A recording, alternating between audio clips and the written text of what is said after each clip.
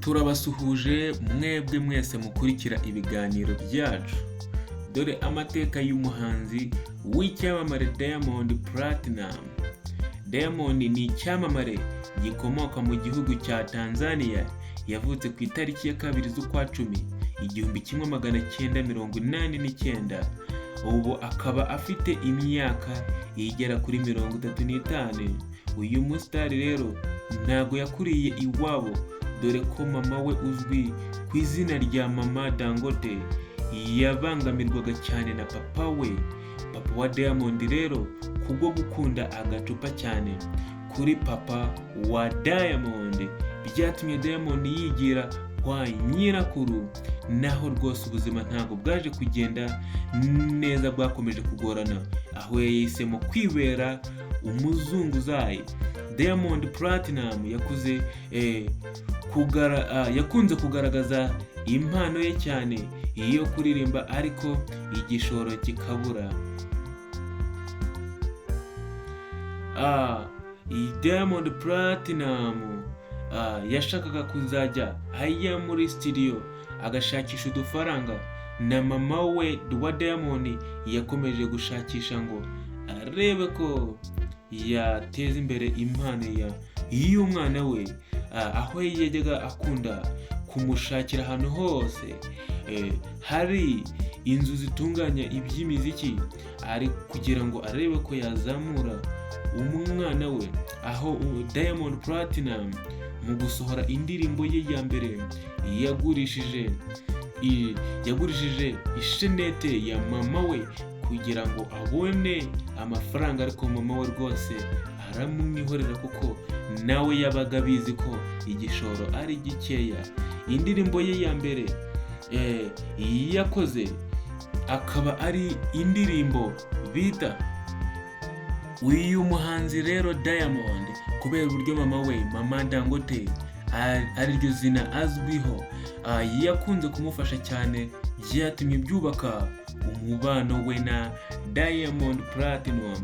Ni umuhanzi rero ufite abafana benshi cyane muri East Africa, aho afite abafana benshi cyane kubera impano ye yo kuririmba afatanya no kubyina, kuko buri ndirimbo akoze aba afite imbyino yihariye irimo utuntu tw'utumaniyeri. Nasir Abdul Juma wamamaye nka Diamond. Papa wa Diamond yitwa Abdul Juma, naho mama we akaba yitwa Sanura Kasimu. Ababyeyi rero bakaba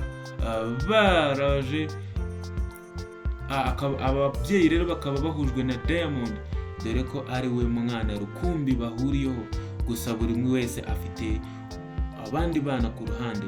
Uyu muhanzi Diamond rero amaze kumenyekana ku isi hose, aho yatangiye ku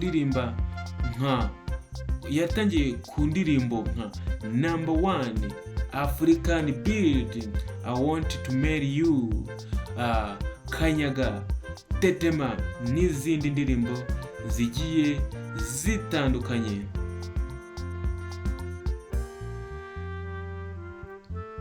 Nubwo rero ari umuhanzi wamamaye cyane, azwiho gukunda ndetse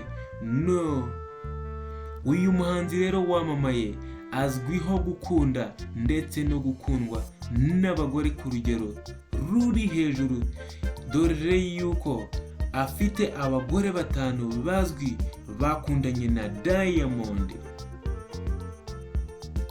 Uyu muhanzi rero yatangiye gukundana na sepetu wamamaye nka Miss Tanzania mu mwaka wa 2006, gusa batandukanye nta n'umwana barabyarana. Hakurikiyeho undi umukobwa witwa Hassan ukomoka muri Uganda, aho bakundanye bahita banabana muri 2014, banabyarana abana 2, gusa mu myaka 3 gusa hajemo agatotsi baratandukana, aho yamushinjaga kumuca inyuma ndetse akanamushinja kudamuha agaciro. hahise rero hakubitiraho undi mukobwa wa gatatu. Umukobwa wa gatatu ariwe witwa Hamisa Mobetto. Uyu mukobwa rero yaje nyuma ya Zari, ari nawe wabaye imbarutso yo gutandukana kwa Zari na Diamond, aho Zari yari yaragiye gusura umuryango we mu gihugu cya Afurika y'Epfo, ariko agarutse asanga rwose Hamisa Mobetto yaramaze kujya mu rukundo na Diamond. Gusa baje kujya babihakana, ndetse Diamond nawe akabihakana, Zari nawe aza kubimufashamo. Hamisa Mobetto bimurakaje ahita ashyira hanze ifoto ya Diamond na Hamisa Mobetto bari mu buriri bwa Zari, aho Zari yahise arakara neza bahita bava mu rukundo. Icyo gihe rero nibwo Hamisa Mobetto yahise akomezanya na Diamond. Uyu Hamisa rero yanabyaranye na Diamond umwana umwe.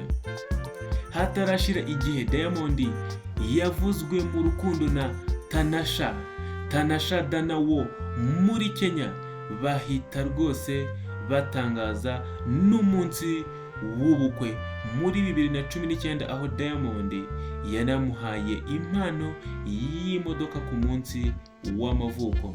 Tanasha rero yabyaranye na Diamond umwana umwe. Tanasha rero yari n'umunyamakuru mu gihugu cya Kenya. Nyuma yaho gato Diamond yagiye mu rukundo na Zuchu. Ibya Tanasha biba bivuyeho, gusa ntago bahise babyemeza cyangwa ngo babigaragarize abakunzi babo, kuko babanje kubihakana bakabanza kwiyita inshuti zisanzwe. Ariko n'ubu ngubu kuri Severante rwose bari bameze neza, bari kubica bigacika, dore ko hari udufoto bashyize hanze bagiye gusangira, ndetse ubona ko banameze neza.